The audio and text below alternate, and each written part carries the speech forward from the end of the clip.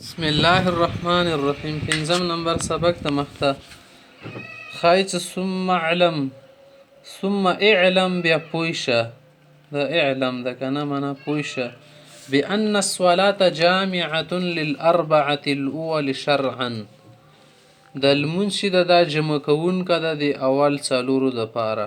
اول څلور شیان ورکې را جامع لکه فرض وغیره سي مستحبات شرعي اعتبار سره یعنې شریعت کې.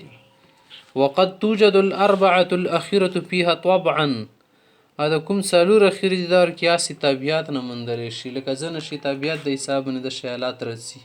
لمونځ د دې باندې به کله دا راپېښي یا روم شاید نه وشي، کله به د نچور کې وشي، کله به مکروه شي. دې دنیا کې لکه کوم ښه شیان دي هغه دپاره محنت ډېر لګي، کوم بېکوره شیان ته محنت مه کوه، خپله رسي در باندې خپله. هغه دپاره لرې کوونې دفاع دپاره به ډېر ترتیب چلوي، کوشش به چلوي، خرچي به کوي. نو د کوم اخري څلور سي دا ورکې طبیعي طور باندې موندل شي. فلا بد من تفصیل کل نوع، ځکه ضروري ده چې د هرې نوعې مو تفصیل وکړو، څنګې روغه ده څومره قسمونه دي. وتعدادها شمېر یې وکړو. بطریق الانحصار والاختصار، د مختصر طریقې سره. بس انحصار چې شتل شي لکه یو شي په بل شي باندې ډیپینډ وي که نه، ډیپینډ یې کړی په وسنه دارمداري.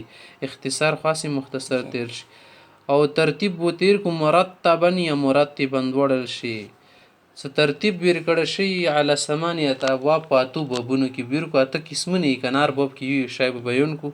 اته قسمونه به تاسو ته واضح شي په اتو بابونو کې، اته چپټرو کې. تیسیرا للمؤمنین، یعنې د طلباو د مسلمانانو د اسانۍ دپاره چې دوی ته دا شی په اسانۍ سره ذهن کې کښېني.